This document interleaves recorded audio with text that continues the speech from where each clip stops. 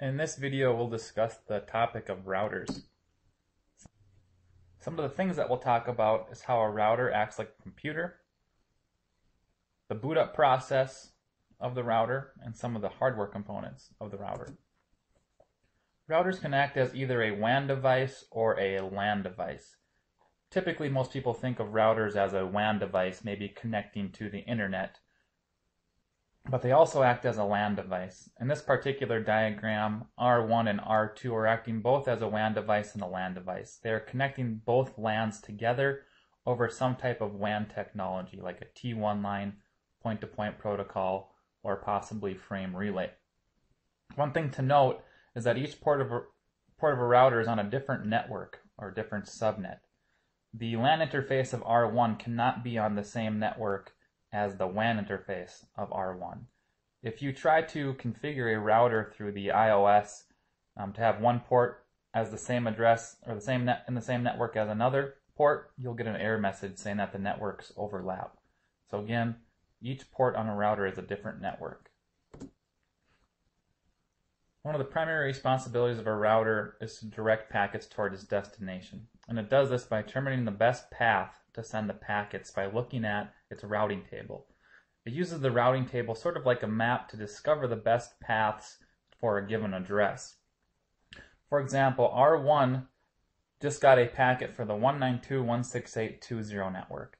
What R1 does is, since it sees that the 192.168.20 network is the destination address, it will look in its routing table to see if it has a route to the 192.168.20.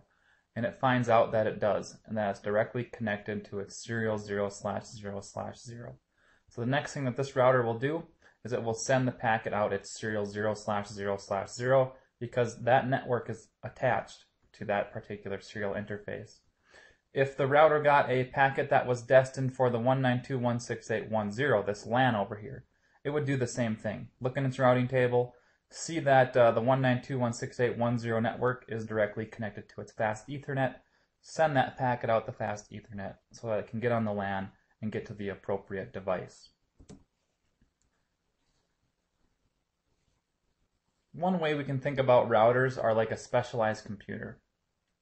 The reason why we can do this is because routers contain many of the same components that a PC does. They have a processor, ROM, RAM, an operating system, and a power supply. And we'll talk about each one of these individually. First, let's take a look at the inside of an 1800 series router.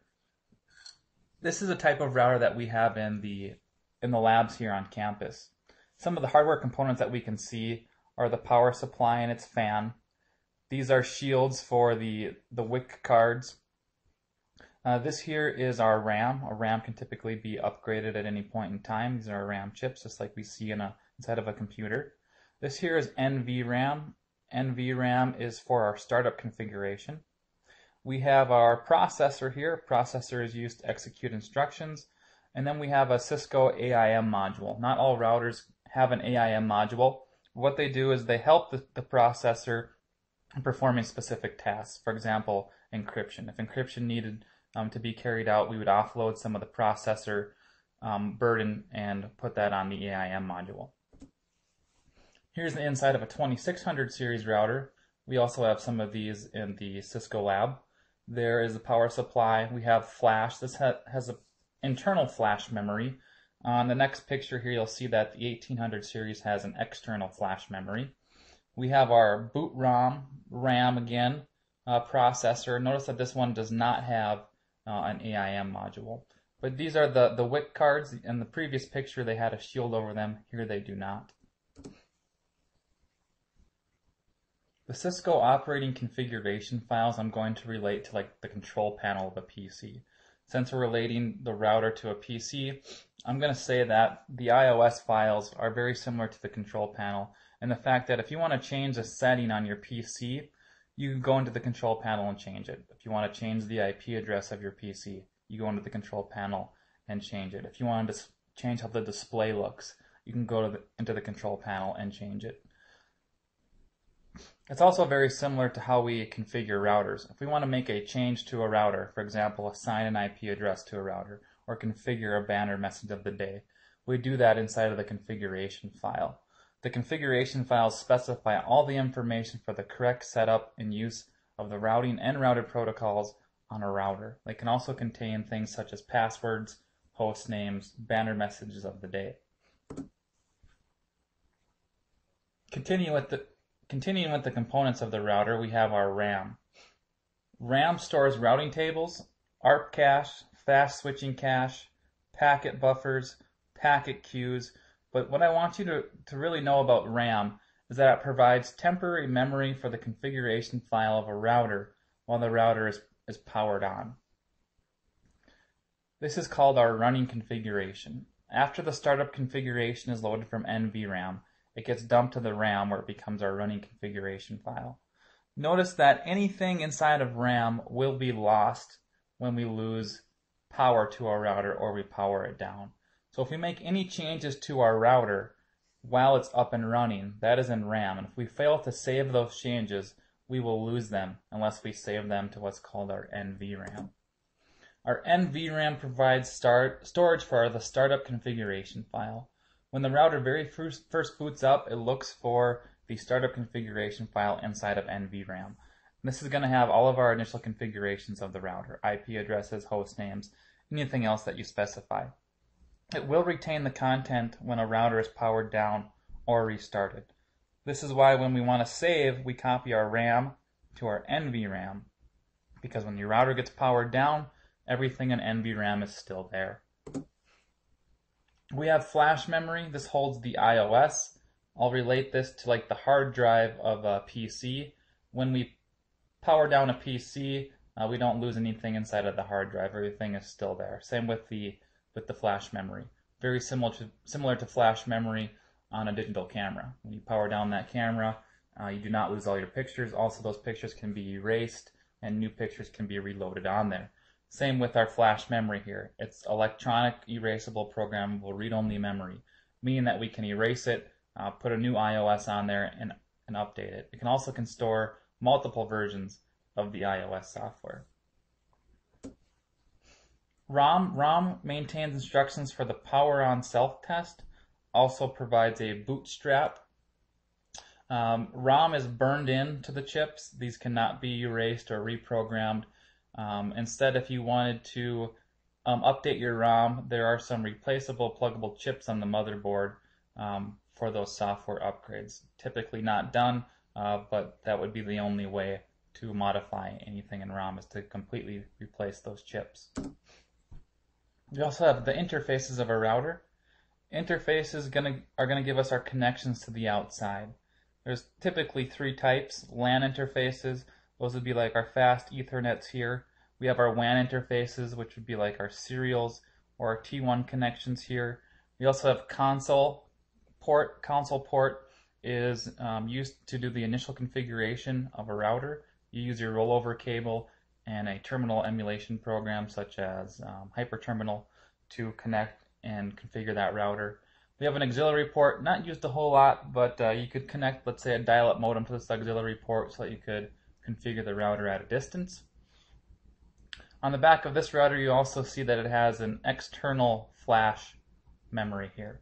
You could simply remove this card and put a new one in to upgrade the operating system or to increase the flash's capacity. On the 2600 series router, that was internal. This is the back of the 2600 series. We have our WAN connections. This has serial ports, smart serials here, and DB60 here. We have LAN connections, fast Ethernets.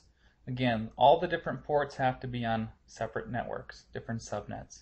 We have our console port and auxiliary port for our management. We have power switch and the power cord connection here on the back of this one. Talk about how the router boots up now. It's important to know the boot up process of the router for troubleshooting procedures and also for upgrading iOSs, getting into the configuration register and modifying that if you ever find yourself locked out of a router. It's good to know the process of how the router boots up. The first phase is our ROM is going to be utilized and do the post test, the power on self test. During that power on self test, what it does is it tests all the hardware to make sure that it's working correctly and that it can accept the operating system. Then after the post test, the bootstrap loader is loaded. And what the Bootstrap loader is going to do for us is locate and load the iOS. It's going to look for the iOS in flash memory again. If for some reason it cannot find the iOS in flash memory, it will go out to what's called a TFTP server, very similar to an FTP server, and try to download the iOS. This is what you would do to upgrade a Cisco iOS. Once the operating system is loaded, we need to find our configuration file so that we can load all of the settings. It will look first for that in NVRAM, our startup configuration file. Once that startup configuration file is loaded, then it will dump that to, again, our RAM, our running configuration. So if we wanted to make any changes, we would copy that RAM to the NVRAM. If for some reason we cannot find anything in NVRAM, it will try to go out to a TFTP server. If no TFTP server is specified, it will go out to the console and enter what's called setup mode. I'll talk about setup mode here in just a second. So again, there's basically three phases. First, we do the post test, and we make sure all the hardware is correct. Then we load the operating system. After the operating system is loaded, then we will load the configuration file. If the configuration file cannot be found, if it cannot find one in NVRAM, it cannot find one in a TFTP server, and such is the case of a new router, one that's been cleared out, what it will do is go to setup mode and prompt you on the console if you want to enter that. It's a good way to get a router functioning quickly on an IP network, but we never want to use it in class. It does not give you all of the features, does not give you all of the options. It just runs you through a series of questions, kind of like a wizard, and it asks you what the host name is, what you want to set for IP addresses. But again, not all features and settings are available through setup mode. Once the router gets booted up, if you want to verify some of the different hardware components, if you want to verify the different Bootstrap loaders and the different features that are available on your router, the show version command is an excellent command to use to view that boot up information. This picture here is a screenshot of what the show version command is. You can see that they are in enable mode here. They type in show version. I can see what the iOS version is. It's version 12.2.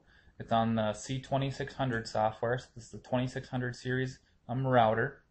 We can see that the Bootstrap version is version 12.1. It's using a 2621.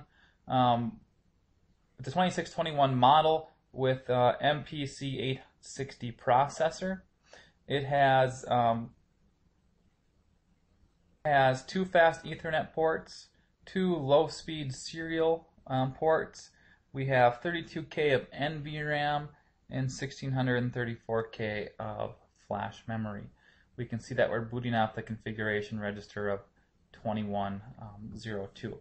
So again, show version command, just a way in which you can verify your boot up information. View the iOS version, Bootstrap version, see what type of model of router you're running, how much memory you have available, and your different interfaces as well. Thanks for watching the video. Hopefully after this you have a decent understanding of some of the different components of the routers and what some of those different components store. For example, like the flash is storing the iOS, the NVRAM is storing the startup configuration file, the RAM is storing the running configuration file.